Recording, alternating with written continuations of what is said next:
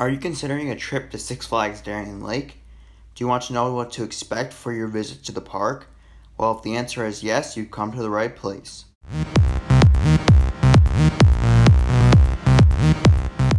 Before we begin, I'd just like to make sure you're subscribed because I have an awesome video coming on Tuesday about the history of Darien Lake that you won't want to miss. Today I'll be sharing my thoughts on my home park, Six Flags Darien Lake in Darien Center, New York.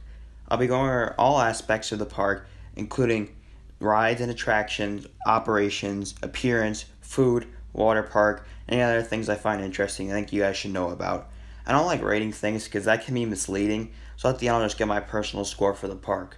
My score will be relative to the kind of park that they are, because comparing this park to a Disney park or Cedar Point doesn't make too much sense. But with that, let's hop into the first category with rides and attractions. First off, I'll talk about the coaster lineup, which consists of 8 roller coasters. They include Ride of Steel, an Intamin Hyper, Tantrum, a Gerstlauer Eurofighter, Viper, an Aero Looper, Moto Coaster, a Zampano Launch Coaster, Predator, a Din Woody, Boomerang Coast to Coaster, a Vekoma Boomerang, and Mighty Racer, a Vekoma SLC. They also have a kiddie coaster called Hoot and Holler, but you cannot ride it no matter what, so don't even try to find a kid to ride with, so save yourself the embarrassment and move on to the next ride.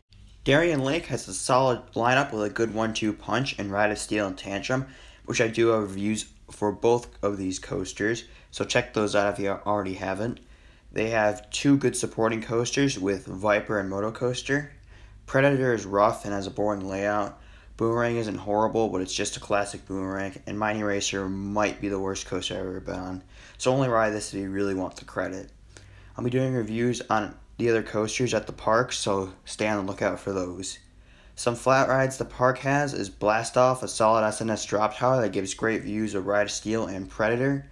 They also have a super loop called Rolling Thunder that actually gives some good hang time, and I tend to enjoy super loops as long as it's not 90 degrees out. There's also a 240-foot tall skyscraper that gives great views of the whole resort. There's a couple classic Aero Hus rides here, like Silver Bullet and Corn Popper. And you can't talk about Darien Lake without mentioning the legendary Moose on the Loose, which is a very unique attraction you can't miss when you come here.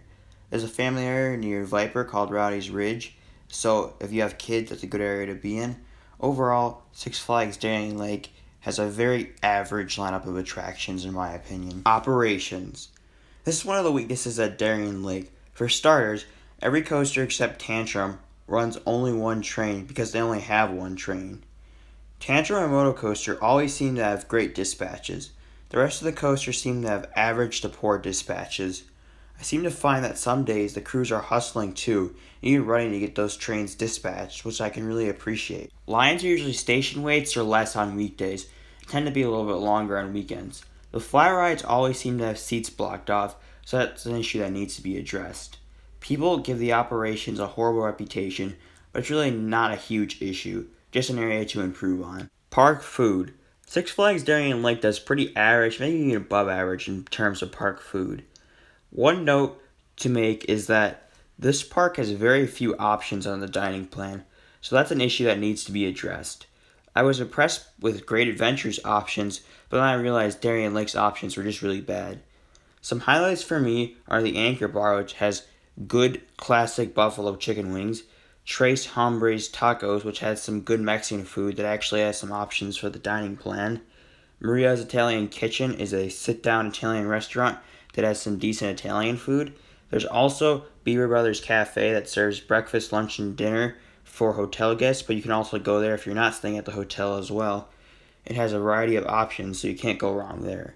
Potato Works is my go-to lunch place. They have some decent burgers and poutine as well. The park has a good ice cream parlor near the entrance. Also, there's a shop called Sweet Tooth Candy Shop near Corn Popper and Viper that has some great cinnamon roasted almonds. There's a Tim Hortons as well at the park entrance.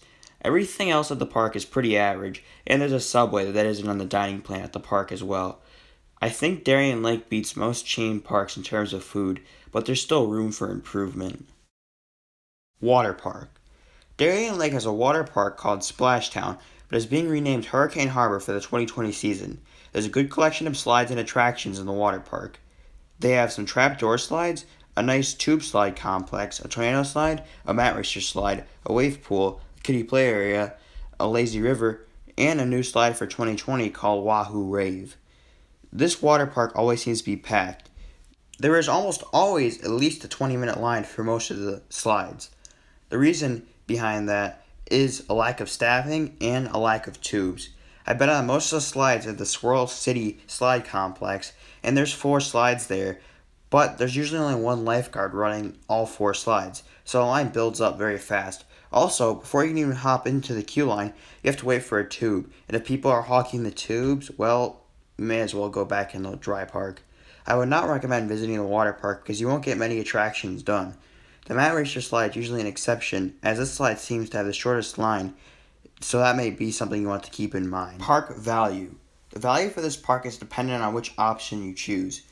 A day ticket runs about $60, and parking is about $20, so that puts you at $80 already, so that'd be pretty poor value. However, a season pass only costs about $70 and can get you free parking depending on the type of your pass. This automatically improves the value of the park. The membership starts at roughly $6 a month, and you get more benefits the more money you pay. The value of this park goes up by each level of pass or ticket that you have, with the day ticket being a poor value. Some other general things you guys should know is that they have a great laser light show called Ignite the Night, and if you can stay for it, I'd highly recommend watching it. Also, the employees here aren't very good, so keep your expectations low. They just don't seem to have the best employees here. Also, there's bins on every ride, so no need to worry about lockers. So the biggest pros of Darien Lake are they have a good 1-2 punch, you can get in with your season pass for Six Flags, they have an awesome light show, and they have bins. Also, another thing that could be counted as a pro is that they generally have light crowds. It's not always guaranteed that there's not going to be lines, but there's usually less than station waits. Some cons of visiting Darien Lake are they have slow operations, they have a lot of cloned rides, and just a mediocre ride collection in general, and they have Mining Racer, which is considered by some to be the worst roller coaster ever. Darien Lake is an average local park. My score for Darien Lake is a 6 out of 10. It's at the lower end of the middle tier of the Six Flags parks, if that makes any sense to you. I definitely hit this park up on the way to Canada's Wonderland. What do you think about this Western New York park? Leave all those thoughts down in the comments below. I'd like to thank you all for watching and make sure to like and subscribe as well. I hope you all have a great day.